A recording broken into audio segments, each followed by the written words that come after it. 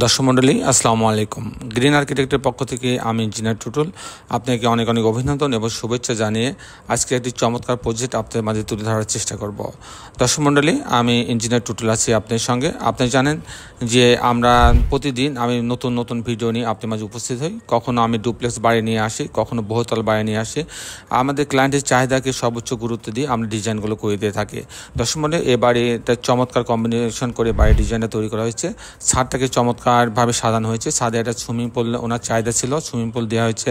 ছোটদের বসার জায়গা আছে, বড়দের বসার জন্য আলাদা জায়গা রাখা হয়েছে। পর্যাপ্ত গাছ লাগানো প্রভিশন রাখা হয়েছে এবং এই বাড়িতে পর্যাপ্ত গ্লাসের ব্যবহার করা হয়েছে, যাতে বাড়ির প্রত্যেকটা রুমে, প্রত্যেকটা স্পেসে পর্যাপ্ত সূর্যের আলো প্রবেশ করতে পারে সেই দিক বিবেচনা করে কিন্তু এই গ্লাসগুলো লাগানো হয়েছে। এবং এই বাড়িতে পর্যাপ্ত ভার্টিক্যাল গার্ডেনিংয়ের ব্যবস্থা রাখা হয়েছে, যেন প্রত্যেকটা বারান্দাতে গাছ লাগানো প্রভিশন রাখা হয়েছে। দর্শক মণ্ডলী, আমি ইঞ্জিনিয়ার টুটুল আছি আপনার সঙ্গে। আমি কিছুক্ষণের মধ্যে এই বাড়িটার আর্কিটেকচারাল ড্রয়িং আপনাকে নিয়ে যাব। তারপর এই ধরনের বাড়ি নির্মাণ করতে কেমন টাকা খরচ হয় তার একটা হিসাব আমি আপনার মাঝে তুলে ধরার চেষ্টা করব। দর্শক মণ্ডলী, আপনি জানেন যে আমাদের প্রত্যেকটা কাজ, আমাদের আর্কিটেক্ট টিম আছে, আমাদের বেশ কয়েকজন অভিজ্ঞ আর্কিটেক্ট আছে, তারা একত্রে বসে ক্লায়েন্টের চাহিদাকে সর্বোচ্চ গুরুত্ব দিয়ে তারা কিন্তু এই ডিজাইনগুলো করে দিয়ে থাকে। আজকের ডিজাইনটা তো ঠিক তেমনই। আপনি দেখছেন যে চমৎকার একটি আউটস্ট্যান্ডিং একটা দৃষ্টিনন্দন একটা 3D মডেল তৈরি করা হয়েছে। বাড়ির ভিতরটাও ঠিক চমৎকারভাবে সাজানো হয়েছে। তো দর্শক মণ্ডলী, আমি এখনই আপনাকে আর্কিটেকচারাল ড্রয়িং নিয়ে যাব। তারপর এই ধরনের বাড়ি নির্মাণ করতে কেমন টাকা খরচ হয় তার একটা হিসাব আমি আপনার মাঝে তুলে ধরার চেষ্টা করব। তো দর্শক মণ্ডলী, আসুন আর্কিটেকচারাল ড্রয়িংটা আমরা উপভোগ করি। আর্কিটেকচারাল ড্রয়িংটা এরকম আপনি দেখতে পাচ্ছেন, এটা একটা জায়গা। তো এই জায়গাটা হচ্ছে মোট জায়গা আমরা ব্যবহার করছি 3 শতক। গ্রাউন্ড ফ্লোরটা এটা হচ্ছে এন্ট্রেন্স, এটা রাস্তা থেকে এটা এন্ট্রেন্স, মেইন এন্ট্রেন্স। ঢোকার পর টোটাল জায়গাটা পার্কিং জোন রাখা হয়েছে। এই মাথায় এসে সিঁড়ি এবং লিফট রাখা হয়েছে। এখানে ইলেকট্রিক্যাল মেকানিক্যাল রুম রাখা আছে, কেয়ারটেকারের একটা রুম রাখা হয়েছে। তো দর্শক মণ্ডলী, আমি মূলত টিপিক্যাল ফ্লোর প্ল্যানটা আপনার মাঝে তুলে ধরার চেষ্টা করব। আমি দেখাবো কী করে 4টা রুম, 3টা বেডরুম, একটা ড্রয়িং ডাইনিং দিয়ে সাজানো হয়েছে সেটা দেখানোর চেষ্টা করব। তো দর্শক মণ্ডলী, পার্কিং জোন দিয়ে এই লবিতে আসবে, লিফটের লবিতে আসবে।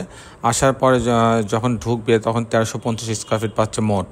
তো এখানে ঢোকার পরে একটা ড্রয়িং রুম পাচ্ছে, ডাইনিং পাচ্ছে, ড্রয়িং ডাইনিং একসঙ্গে। এটা হচ্ছে ডাইনিং রুমটা, লিভিং রুমটা এটা সাজানো হচ্ছে। এটা হচ্ছে ডাইনিং রুমটা। ডাইনিং রুমের পাশে একটা কিচেন রাখা হয়েছে, কিচেনের সাথে একটা বারান্দা রাখা হয়েছে। আর এই কিচেনের সাথে একটা সার্ভেন্ট বেডরুম রাখা হয়েছে, একটা সার্ভেন্ট টয়লেটও রাখা আছে।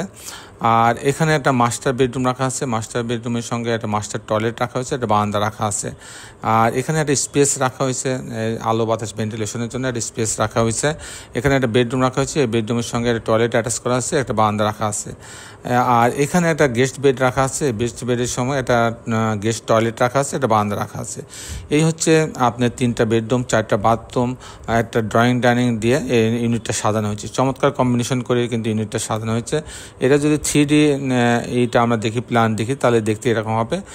সে এই লবি থেকে এখানে ঢুকবে, এই দরজা দিয়ে ঢুকবে, ঢোকার পর এখানে ডাইনিং পাচ্ছে, এখানে ড্রয়িং পাচ্ছে, এখানে একটা বেডরুম, এই বেডরুমের সঙ্গে একটা বাথরুম পাচ্ছে, এখানে একটা বারান্দা রাখা আছে।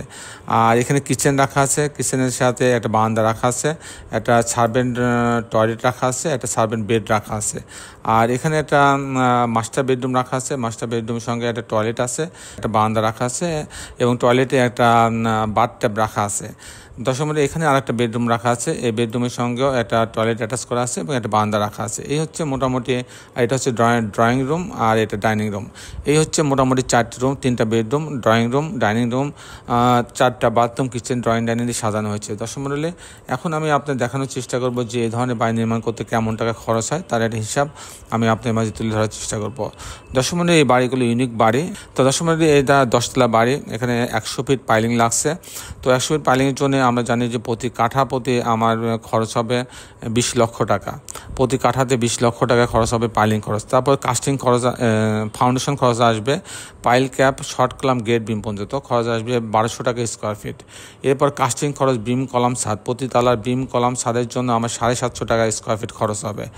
আর এরকম একটা বাড়ি যদি আমি কমপ্লিট করতে চাই, পাইলিং সহ, লিফট সহ, কাস্টিং সহ জানলা দরজা রেলিং গ্রিল সব সহ টাইলস ইলেকট্রিক্যাল কাজ প্লাম্বিং কাজ সব সহ যদি আমি কমপ্লিট করতে চাই তাহলে আমার 2700 টাকা থেকে 3000 টাকা স্কোয়ার ফিট খরচ হবে।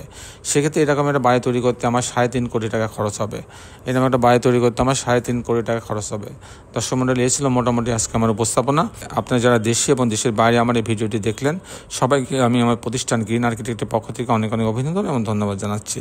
দর্শক মণ্ডলী, শেষের বেলা একটি কথা, আসুন আমরা সবাই আমাদের এই সুন্দর পৃথিবীটাকে সুন্দর রাখার জন্য সবাই একটি করে গাছ লাগাই। সবাই ভালো থাকবেন। আল্লাহ হাফেজ।